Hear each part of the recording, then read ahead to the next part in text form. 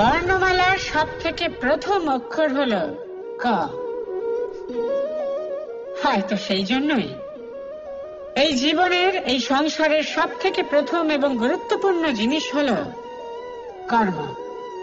এবার এই কর্ম আসলে কি? জন্মগ্রহণ থেকে মৃত্যু পর্যন্ত এই জীবনকালে মানুষ যা কিছু করে থাকেন সেটাই হলো ওনার কর্ম। এটা যা কিছু হতে পারে, দয়া করে দান করা ভিক্ষা, আবার ছলনা করার বাসনা নিয়ে বলা কোনো মিথ্যা। এবার একটা মানুষের কর্ম সমগ্র মানব জাতির প্রারব্ধ নির্ধারিত করতে পারে। এতটাই শক্তি থাকে এই কর্মে। যদি কথা বলা হয় ধর্ম স্থাপনের সারথের, তাহলে তার সব থেকে গুরুত্বপূর্ণ গুণ হলো তার কর্ম। সেই জন্য আমি খুঁজে চলেছি এমন একজন ব্যক্তি যিনি শুধু বীর নন, যিনি কর্মবীর। কারণ এই রথের দড়ি হোক বা সংসারের আশা, এই দুটোই তিনি সামলাতে পারবেন। এবার এটাই দেখতে হবে এই স্বয়ম্বরে এমন কোন ব্যক্তি আছেন যিনি নিজের এই কর্মকে পূর্ণ নিষ্ঠার সাথে পালন করতে পারেন। আসুন আমার সাথে ভালোবেসে বলুন, রাধা রাধা। যুদ্ধ। আমরা সবসময় আমাদের জীবনের প্রত্যেকটা যুদ্ধ জয় করতে চাই। এমন কোন যুদ্ধ নেই যা আমরা হারতে চাই। কিন্তু যুদ্ধ জয় করার জন্য সবসময় আক্রমণ করা বা শত্রুর সামনে গিয়ে দাঁড়িয়ে পড়া, তা কিন্তু সঠিক পদ্ধতি নয়। আর এটা যে সবসময় জয় এনে দেবে তাও নয়।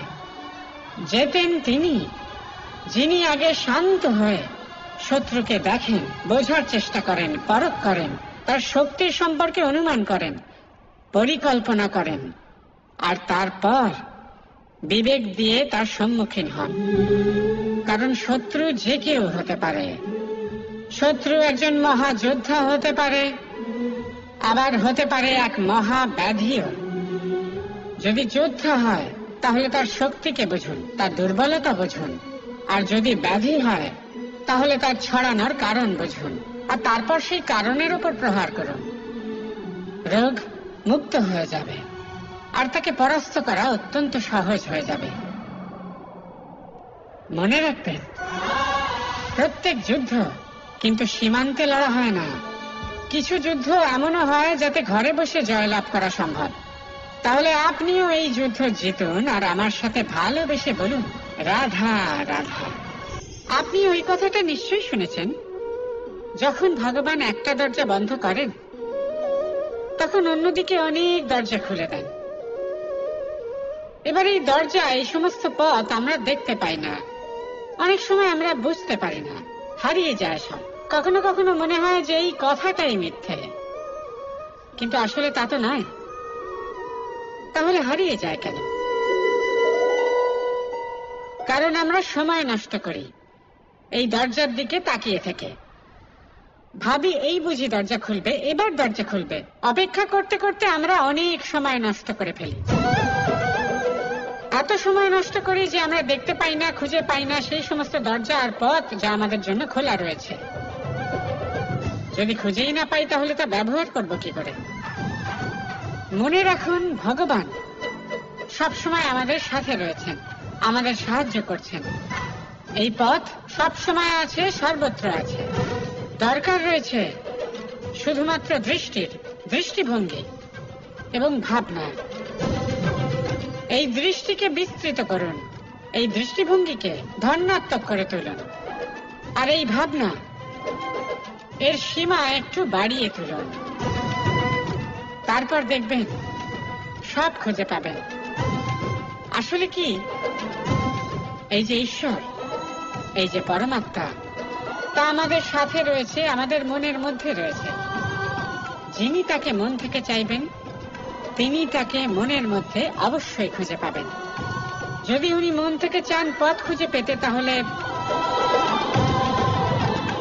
তিনি অবশ্যই পথ খুঁজে পাবেন। তাহলে আসুন আমার সাথে ভালোবেসে বলুন, রাধা রাধা। পলায়ন করা অর্থাৎ পালিয়ে যাওয়া, কোন পরিস্থিতি বা বিপদের থেকে মুখ ঘুরিয়ে পালিয়ে যাওয়া। অনেক সময় আমরা জীবনে এটা করে থাকি। অনেক সময় সেটা উচিত, কারণ সব থেকে শ্রেষ্ঠ যুদ্ধ হলো সেটাই যা কখনো লড়াই হয়নি।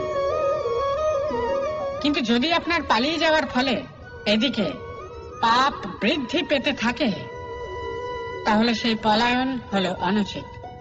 সেখানে যুদ্ধ করা অতি আবশ্যক হয়ে ওঠে। শান্তি সবাই চান, শান্তি হলো সর্বশ্রেষ্ঠ। আর কখনো কখনো এই শান্তিকে বজায় রাখার জন্য মহাযুদ্ধ লড়তে হতে পারে। যদি আপনি পলায়ন করেন নিজের স্বার্থের থেকে, তাহলে উচিত কাজ, বরং শ্রেষ্ঠ। কিন্তু যদি আপনি পলায়ন করেন ধর্ম স্থাপনার কাজ থেকে, তা উচিত নয়। এই সংসারের ভাগ্যের মঙ্গলের জন্য অনেক সময় অনিমন্ত্রিত স্বয়ম্বরে যেতে হয়, কারণ ধর্ম স্থাপনার এই কাজ পলায়ন করে নয়, কর্মের পালন করে করতে হয়। তাহলে পলায়ন করুন স্বার্থের থেকে, কুকর্মের থেকে, কুচিন্তার থেকে, অহংকার থেকে, আর পালন করুন ধর্মের, পালন করুন কর্মের। বন্দে ধর্ম, বন্দে কর্ম। রাধা রাধা। মৌনতা। দেখতে গেলে সংসারের সব থেকে শক্তিশালী অস্ত্র হলো এই মৌনতা। আর দেখতে গেলে আমাদের এই অস্ত্রই কখনো কখনো আমাদেরই উপর আক্রমণ করে বসে। কিভাবে? অনেক সময় আমরা আপনদের দেখে, তাদের অনুচিত কার্যকলাপ দেখে, অনুচিত কথা শুনে চুপ করে থাকি, ভেবে নিয়ে আমরা যেন কোনোভাবে তাদের আঘাত না করে ফেলি, দুঃখ না দিই, ক্রুদ্ধ না করে ফেলি, ভেবে নিয়ে এই সমস্যা এড়িয়ে যাবে। কিন্তু এইখানেই আরম্ভ হয় সব থেকে বড় সমস্যা। আমরা কিছুই বলি না এটা ভেবে উনি আমার আপনজন, আর সেই ব্যক্তি ভাবেন যে কিছুই বলেন না সেই আমার আপনজন। যদি আপনি সত্যি কাউকে আপনজন মনে করেন, তাহলে তাকে বাধা দিতে শিখুন। তার অনুচিত কাজে, তার অনুচিত কথায় তাকে বাধা দিতে শিখুন। তক্ষুনি ওনাকে বোঝান যে উনি কি ভুল করছেন, ওনাকে বোঝান, ওনাকে সঠিক পথ দেখান, সেই পথে ওনাকে চালিত করুন। এটাই হলো আপন ভাবা। আর তার জন্য মৌন থাকা নয়, দরকার গর্জন করা। অনেক সময় অনুচিত কর্মের পথে চলতে গিয়ে কিছু মানুষ এমন ঘুমিয়ে পড়েন যে ওনাদের জাগানোর জন্য মধুর সঙ্গীত নয়, রৌদ্র হুঙ্কারের প্রয়োজন হয়ে থাকে। তাই আপনজনদের জাগান, শ্রেষ্ঠ কর্মের পথে ওনাদের চালিত করুন। আর আমার সাথে ভালোবেসে বলুন রাধা রাধা। প্রতিজ্ঞা ছোট একটা শব্দ, কিন্তু এর মধ্যে শক্তি অনেক থাকে। যে ব্যক্তি প্রতিজ্ঞা পালন করেন তাতে অটল থাকেন, সংসার তাকে সম্মান করে। আর যে ব্যক্তি এটা করতে পারেন না, তিনি বদনামের ভাগীদার হয়ে যান। এবার এটা আমরা সবাই জানি। কিন্তু দেখুন, এই প্রতিজ্ঞার পালন কি যে কোনো পরিস্থিতিতে, সে যাই হোক না কেন, করা উচিত? অর্থাৎ সংসার এদিক থেকে ওদিক হয়ে যাক, কিন্তু আমি আমার প্রতিজ্ঞায় অটল থাকব, এটা কি উচিত? এবার এটা আমরা বুঝবো একটা উদাহরণের দ্বারা। ধরুন আপনি আজ একটা প্রতিজ্ঞা নিলেন, বনের একটা সিংহকে আপনি রক্ষা করবেন। এ তো খুব ভালো কথা যে আপনি কারোর প্রাণ রক্ষা করবেন। আপনি শিকারীর হাত থেকে ওকে রক্ষা করবেন, ওকে বিপদের হাত থেকে রক্ষা করবেন। এতে প্রকৃতির ভারসাম্য বজায় থাকবে। কিন্তু যদি এই সিংহ নির্দোষদের উপর আক্রমণ করে, তখনও কি এর প্রাণ রক্ষা করা উচিত হবে? তখনও কি নিজের প্রতিজ্ঞায় অটল থাকা উচিত হবে? না, কারণ তখন এটা পাপে পরিণত হবে। কোন রকম প্রতিজ্ঞা, কোন রকম প্রতিশ্রুতি যদি এই প্রকৃতির ধ্বংসতে সহায়ক হয়, যদি ভারসাম্য নষ্ট হয়, তাকে ওখানেই ভেঙে দেওয়া উচিত।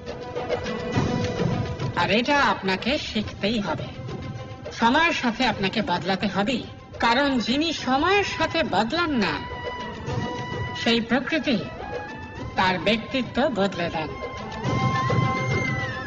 মনে রাখবেন, সেটাই হলো প্রতিজ্ঞা, সেটাই হলো প্রতিশ্রুতি যা এই সংসারের মঙ্গল করে। নয়তো সেটা হলো পাপ, যে পাপের শাস্তি প্রকৃতি আপনাকে অবশ্যই দেবে। তাহলে আসুন আমার সাথে বলুন, বন্দে ধর্ম, বন্দে কর্ম, রাধা রাধা। দাদা আমাকে সব সময় জিজ্ঞাসা করেন যে কানাই, তোমার এই মুখের হাসি, তোমার মুখে সব সময় কেন থাকে, কিভাবে থাকে? সামনে শত্রুপক্ষকে দেখেও ধৈর্য হারাও না, কেউ তোমার নিন্দে করলেও তার সাথে ঝগড়া করো না, কেউ তোমার বিষয় খারাপ ভাবলেও তাকে ঘৃণা করো না। কিভাবে আর কেন করো? আপনার মনেও নিশ্চয়ই এই প্রশ্ন আসে। এবারে বলি এর উত্তর অত্যন্ত সরল। কখনো দেখেছেন গরু আর তার বাচ্চাকে কিভাবে সে তার মায়ের দুগ্ধ পান করে? সুখে থাকে, কারণ ও জানে যে ওর মা এই দুগ্ধরূপী অমৃত ওকে খাওয়াতেই থাকবে। ও জানে যে এই সময় শুধু ওর জন্য, যাতে ও নিজের মায়ের এই দুগ্ধরূপী প্রসাদ গ্রহণ করতে পারে, আর সেই জন্য ও সুখে থাকে। সেইভাবেই এই জীবন হলো ভালোবাসা। এতই ছোট হলো এই জীবন যে ভালোবাসার জন্য কম পড়ে যায়। ঘৃণা করে কেন সময় নষ্ট করব?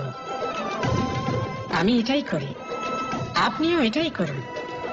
ভালোবাসুন, সবার মধ্যে ভালোবাসা ছড়ান, আর এই ভালোবাসার সাথেই বলুন রাধা রাধা। বিপদ সকলের জীবনেই আসে, কিন্তু অনেক মানুষ বিপদ এলে ভগবানকে দোষারোপ করেন, বলেন যে আপনি আমাকে রক্ষা কেন করছেন না? আপনার প্রতি আমার মনে অপার ভক্তি, সর্বদা আপনার জপ করি, তাও আপনি না আমাকে এই বিপদ মুক্ত হওয়ার কোনো পথ দেখাচ্ছেন, না এই বিপদ থেকে আমাকে বের করছেন। এবার এটা হলো আপনার ভাবনা, আপনার দৃষ্টিভঙ্গি। এবার আমি বলি সত্যিটা আসলে কি। সত্যি হলো এটাই যে ঈশ্বর সবসময় আপনার সাথেই আছেন, থাকবেন। দেখুন সেই বীজের দৃষ্টিভঙ্গির দ্বারা যে মাটির নিচে চাপা পড়ে আছে, তাকে পরিণত হতে হবে এক বিশাল সুন্দর বৃক্ষে। তা তখনই হবে যখন তা ভাঙবে, ভাঙবে তখনই যখন সে উত্তাপ পাবে। উত্তাপ কোত্থেকে পাবে? সূর্যের তাপ থেকে। সূর্যের তাপ থেকে ধরিত্রীও বাঁচতে পারে না, তাকে তা সহ্য করতেই হয়। আর যখন এই ধরিত্রী আর এই বীজ এই দুই তপ্ত হয়ে যায়, তখনই এই প্রকৃতি বর্ষা আনে, আর সেই বর্ষার জলেই এই বীজ এক সুন্দর বৃক্ষে পরিণত হয়। আছেন তো ঈশ্বর আমাদের সাথে সব সময়। সেইভাবেই আপনার জীবনে যদি কোনো বিপদ আসে, কোনো সংকট আসে, তার মানে এটা নয় যে আপনারই কোনো পাপের শাস্তি আপনি পাচ্ছেন। হয়তো ভবিষ্যতে আপনাকে একটা সুদৃঢ় কাঠামো হতে হবে, তার প্রয়োজন আছে। তাই এটা হলো তার ভিত। যতটা শিখবেন, যতটা শক্তিশালী হবেন, ততটাই দৃঢ় কাঠামো হবে। নিশ্চয়ই দেখেছেন, অলংকার বানাবার পূর্বে সোনাকেও অনেক রকম পরীক্ষা দিতে হয়, আগুনে তপ্ত হতে হয়।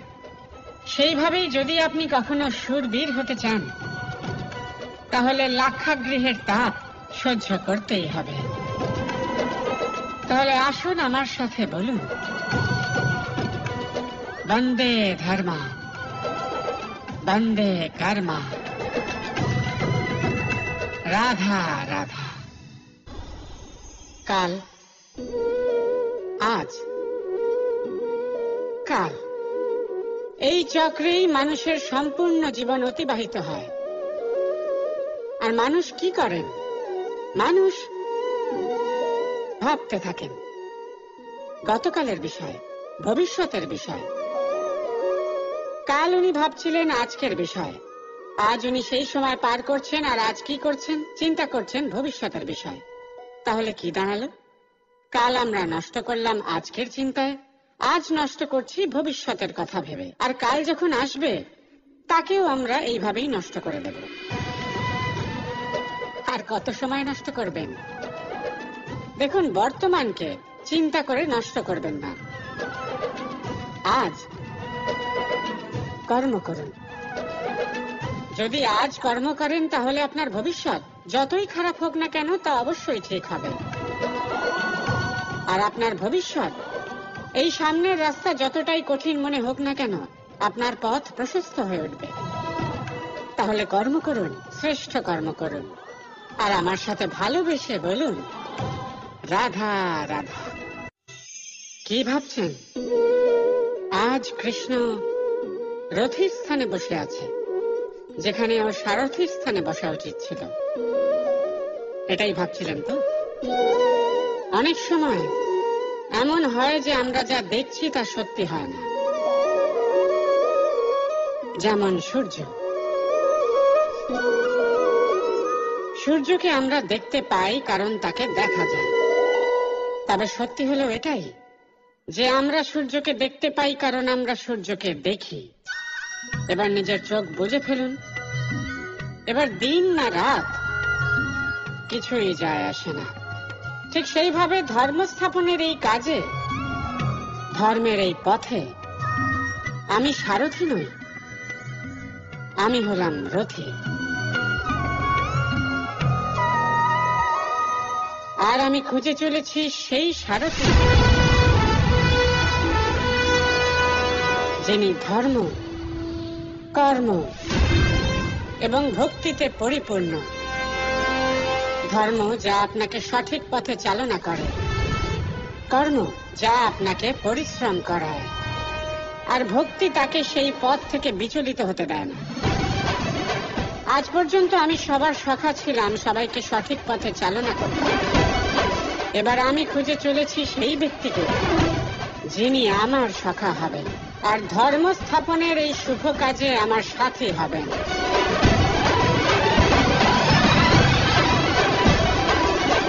বন্দে কর্ম, বন্দে ধর্ম, রাধা রাধা। এই পাখিরা সত্যি খুব সুন্দর, আমার খুব ভালো লাগে। আপনি নিশ্চয়ই শুনে থাকবেন যে কিছু পাখির কাছে ডানা অবশ্যই থাকে, কিন্তু উড়তে পারে না। তারা চায় উঁচু আকাশে উড়ে বেড়াতে এবং মেঘেদের সাথে কথা বলতে, করতেই পারে না। এবার এই সংসারেও পাওয়া যায় ঘুড়িও। এদের মধ্যে না জীবন আছে, না প্রাণ আছে, আর না আছে ডানা। কিন্তু এরা আকাশের সাথে কথা বলে, হাওয়ার বেগের সাথে কথা বলে, আনন্দ করে, উৎফুল্ল হয়ে ওঠে। আকাশে জীবনের কিছু মুহূর্ত কাটায়। তার কারণ কি হতে পারে? কারণ হলো সুতো। এই সুতো যদি সঠিক হাতে থাকে তাহলে এই কাগজের তৈরি ঘুড়িও আকাশের উচ্চতায় উড়ে বেড়াতে পারে। এবার এই সুতো আসলে কি? এই সুতো হলো আসলে ভালোবাসা, এই সুতো হলো আসলে বিশ্বাসের। আর এটা আপনি দিয়ে থাকেন তাদের হাতে যাদের আপনি বিশ্বাস করেন, যাদের আপনি নিজের সর্বস্ব দিয়ে দেন। ভেবে দেখুন, এই ভালোবাসা আর বিশ্বাসের সুতো আপনি যদি সঠিক মানুষের হাতে দিয়ে দেন তাহলে আপনি অনেক উচ্চতায় উঠতে পারবেন, আকাশের উচ্চতায় উড়ে বেড়াতে পারবেন, মেঘের সাথে কথা বলতে পারবেন, পাখিদের মতো উঠতে পারবেন, যা ইচ্ছে তাই করতে পারবেন। শুধু এই মানুষ সঠিক হতে হবে, এমন একজন মানুষ যার মনে আপনার জন্য ভালোবাসা রয়েছে, এমন এক মানুষ যার মনে কোনো স্বার্থ নেই, যিনি পরোপকারী, এমন একজন ব্যক্তি যিনি আপনার অস্তিত্বকে বাইরে নিয়ে আসতে পারবেন, তাকে উজ্জ্বল করে তুলবেন। তাহলে ভালোবাসুন, আনন্দ করতে থাকুন, আর এই আনন্দ সহকারে বলুন, রাধা রাধা। আপনার জীবনেও কি সমস্যা রয়েছে? অবশ্যই থাকবে। প্রত্যেকের জীবনেই সমস্যা থাকে। প্রত্যেক মানুষ জিজ্ঞাসাও করেন যে এই সমস্যা আসলে কি আর কেন আসে জীবনে। আপনাকে একটা কথা বলে দিই যে সমস্যা আসলে সেটা নয় যা আপনার পথে বাধা সৃষ্টি করে, বরং সমস্যা হলো সেটাই যেটা আপনি তখন দেখতে পান যখন আপনার একাগ্রতা আপনার পথ থেকে, আপনার লক্ষ্য থেকে সরে যেতে থাকে। আর এই সমস্যাগুলি দূর করার জন্য, এর সমাধান করার জন্য একটাই পথ আছে, নিজের সমস্ত ভাবনা আরো একবার একাগ্র করুন নিজের পথের দিকে, নিজের লক্ষ্যের দিকে। আপনার সমস্ত ভাবনা যদি কেন্দ্রীভূত হয় নিজের লক্ষ্যে, তাহলে এই সমস্যা দূরে থাকবে। যদি এরকম না হয়, যদি আপনার মন একটু অন্যদিকে চলে যায়, তাহলে এই সমস্ত সমস্যা আবার সামনে চলে আসে আর বাড়তেও থাকে। দেখুন, যেখানে আপনার লক্ষ্য রয়েছে, বান যদি সেখানেই চালাতে হয়, তাহলে দৃষ্টি তো সেদিকেই রাখতে হবে। তবেই তো আপনি সেই লক্ষ্য ভেদ করতে পারবেন। সেই জন্য মনে রাখবেন, সর্বদা লক্ষ্য রাখবেন নিজের পথে, সেই পথেই সামনে এগোতে থাকুন নিজের লক্ষ্যের দিকে। আপনি যত সামনে এগোতে থাকবেন, এই সমস্যা তত পিছিয়ে যাবে। তাহলে আসুন আমার সাথে